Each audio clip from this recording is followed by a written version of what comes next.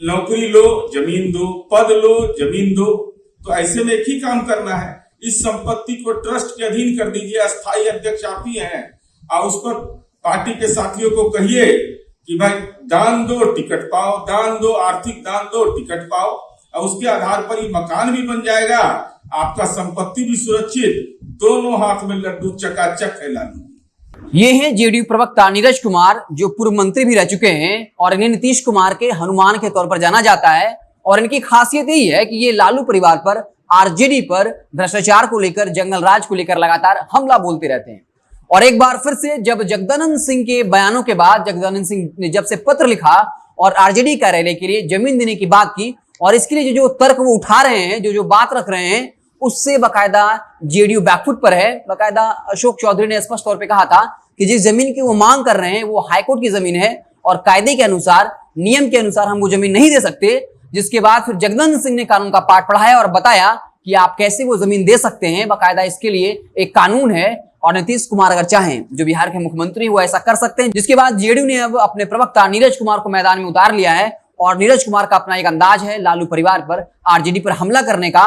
और सवाल उठा दिया नीरज कुमार ने कि तेजस्वी यादव 20 महीने तक बिहार के उप मुख्यमंत्री होने के साथ साथ भवन निर्माण मंत्री थे, तो क्या उस वक्त ये ख्याल नहीं आया कि आरजेडी कार्यालय का विस्तार करना चाहिए? इसके अलावा भी नीरज कुमार ने आरजेडी पर करारा पलटवार किया है। क्या कुछ कह रहे हैं आप खुद सुन लीजिए।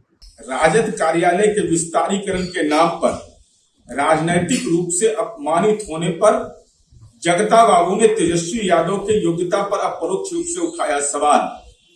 20 महीना तक भवन निर्माण मंत्री रहे तेजस्वी यादव। दल के विधायकों की संख्या ज्यादा थी, लेकिन ज्ञान नहीं था कि अपने पार्टी कार्यालय के विस्तार की भी चिंता करते। और स्वाभाविक रूप से राजद के संविधान की धारा 20 कंडिका 9 यह स्पष्ट कहता है कि राजद में जमीन जायदाद के संचालन के लिए बोर्ड ऑफ ट्रस्टीज होगा। सजा याफ्ता होने पर भी लालू जी उसके पद अध्यक्ष रहेंगे, अस्थायी अध्यक्ष रहेंगे। तो दोनों हाथ में लड्डू है। आपके पास पटना में आप जेल चल गए थे, आपको याद नहीं होगा, 228 कट्ठा 3 धूर की जमीन है। तो करना क्या है? आपका तो पुराना परिपाटी रहा है कि नौकरी लो, जमीन दो, पद लो, जमीन दो। तो ऐसे में एक ही काम करना है, इस संपत्ति को ट्रस्ट के अधीन कर दीजिए। अस्थायी अध्यक्ष आप ही हैं, और उस पर पार्टी के साथियों को कहिए कि भाई दान दो, टिकट पाओ, दान दो, आर्थिक दान दो, टिकट पाओ, और उसके आधार पर ही मकान भी बन जाएगा, आपका संपत्ति भी सुरक्षित। दोनों हाथ में लड्डू, चकाचक है लालू।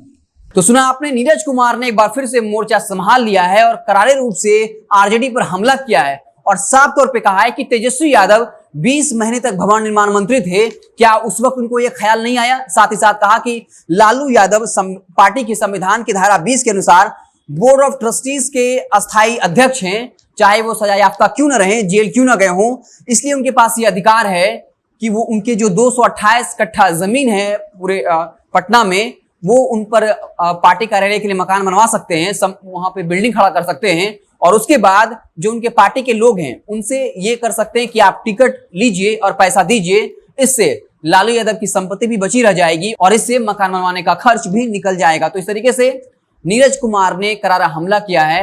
ये आरजेडी कार्यालय के लिए जमीन का मुद्दा जो है ये लगातार बढ़ता जा रहा है। जगदानंद सिंह लगातार जेडीयू पर हमलावर हैं और ये कह रहे थे कि कैसे जेडीयू ने अपने कार्यालय का विस्तार करने के लिए 25 विधायकों का फ्लैट तुड़वा दिया। मिलर स्कूल और जेडीयू कार्यालय के बीच में सार्वजनिक सड़क थी, उस सड़क को अपनी पार्टी में शामिल कर लिया। साथ ही साथ करोड़ों रुपए खर्च किए गए। इसका हिसाब देना चाहिए कि जेडीयू कार्यालय बनाने में कितने खर्च हुए, बीजेपी कार्यालय बनाने में कितने खर्च हुए, आरजेडी कार्यालय बनाने में कितने खर्च हुए। और लगातार हम वो सवाल और वो तर्क लगातार आपके सामने रख रहे हैं। और इसी बीच एक बड़ी खबर यह है कि अब नीरज कुमार, जो नीतीश कुमार के हनुमान कहे जाते हैं, वो मैदान में उतर चुके हैं और आरजेडी पर करारा पलटवार किया है। तो अब देखने वाली बात होगी कि आरजेडी की तरफ से क्या कुछ बयान आता है। जैसे ही कोई नया अपडेट आएगा मुझसे आपको इत्तला करते रहेंगे। आप देखते रहे जनता जंक्शन। बहुत बहुत धन्यवाद।